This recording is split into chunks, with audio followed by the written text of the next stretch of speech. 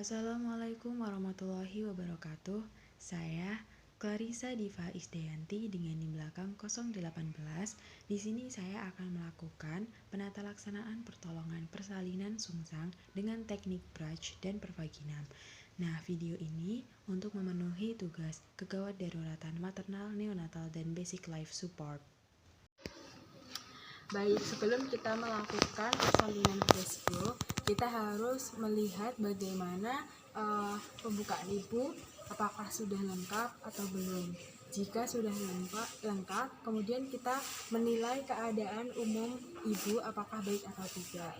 Jika baik, kita lanjutkan bagaimana dengan kondisi janinnya. Kita mengecek berapa banyak BJJ dan kualitas HIS pada ibu, apakah boleh dilanjutkan atau tidak. Kemudian kita mempersiapkan tim, yaitu bisa dihadiri oleh dokter anak dan asisten bidan. Nah, yang pertama kita menyiapkan handuk di perut ibu, kemudian infus yang sudah terpasang. Melakukan pemeriksaan dalam untuk mengetahui pembukaan dan presentasi janin dan memastikan bagian terendah janin. Lalu selanjutnya kita melakukan suntik oksitosin dan melakukan episiotomi. Ketika HIS-nya sudah kuat, kita melakukan suntik oksitosin, kemudian memimpin ibu untuk mengejan dengan benar saat ada kontraksi. Melakukan episiotomi pada ibu. Memimpin persalinan pada ibu ketika ada HIS. Mencengkam bokong dengan kain steril setelah segera lahir secara Brach, yaitu dengan kedua ibu jarinya menolong sejajar dengan panjang paha, jari-jari yang lain memegang daerah panggul. Kemudian melonggarkan tali pusat. Lalu mempertahankan sikap hiperlordosis bayi dengan tangan penolong yang dilapisi oleh kain steril pada saat angulus scapula inferior di bawah simfisis, sehingga akan lahir dagu, mulut, hidung, dahi, dan kepala. Dan meminta asisten untuk melakukan tekanan suprapubis searah jalan lahir pada saat melahirkan kepala. Di sini tujuannya untuk mempertahankan posisi fleksi kepada janin.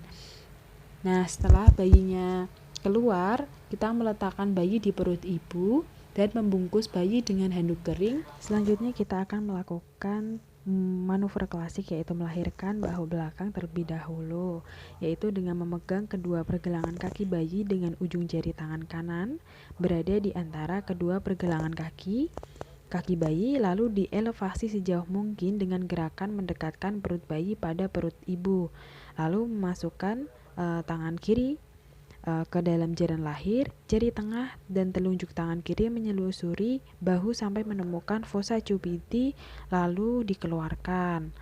Nah, lalu setelah itu kita melakukan traksi curam bawah dengan melakukan gerakan seolah-olah mendekatkan punggung ibu, lalu dilahirkan seperti melahirkan lengan depan dengan cara yang sama. Selanjutnya kita melakukan teknik Muller, yaitu melahirkan bahu depan terlebih dahulu. Nah, caranya itu kita memegang bokong bayi dengan pegangan femoropelvic.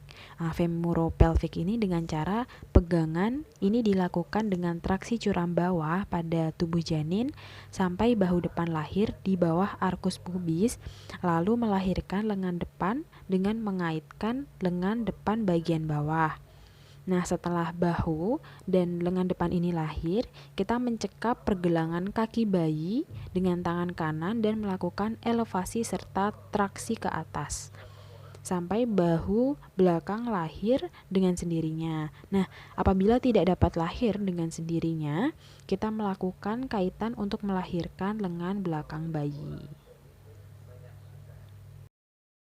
Selanjutnya kita akan melakukan dengan cara love set atau lengan menjungkit, yaitu mengubah bahu belakang menjadi bahu depan. Setelah bokong dan kaki bayi lahir, memegang bayi dengan kedua tangan, kemudian memutar bayi 180 derajat dengan lengan bayi yang terjungkit ke arah penunjuk jari tangan yang nukal. Selanjutnya kita melakukan menyelusuri bahu sampai menemukan fossa cubiti. Kemudian kita mengeluarkan lengan dengan bayi.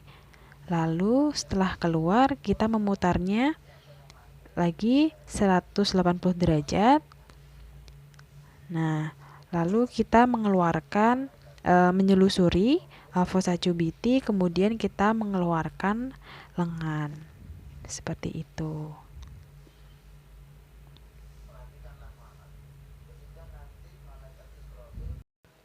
Selanjutnya yaitu dengan teknik Moriseu atau teknik seperti bayi menunggang kuda, yaitu dengan tangan penolong sesuai dengan arah menghadap muka janin, jari tengah dimasukkan ke dalam mulut janin, dan jari telunjuk serta jari manis diletakkan pada fossa canina. Tubuh bayi ini diletakkan di atas lengan bayi. Kemudian belakang leher bayi itu dicekap di antara jari telunjuk dan jari tengah tangan yang lain, dan asisten bisa membantu dengan melakukan tekanan pada daerah suprasimfisis untuk mempertahankan posisi fleksi kepada janin. Setelah lahir, kemudian bayi ditaruh di perut ibu, kemudian dibungkus dengan handuk yang kering. Kemudian dilakukan penilaian dari nafas, warna kulit, dan tonus otot, lalu dijepit dan dipotong tali pusatnya. Setelah selesai, kemudian bayi diganti dengan kain bersih dan kering, seperti itu. Lalu dilakukan IMD. Nah, tadi merupakan penata laksanaan bayi yang sungsang.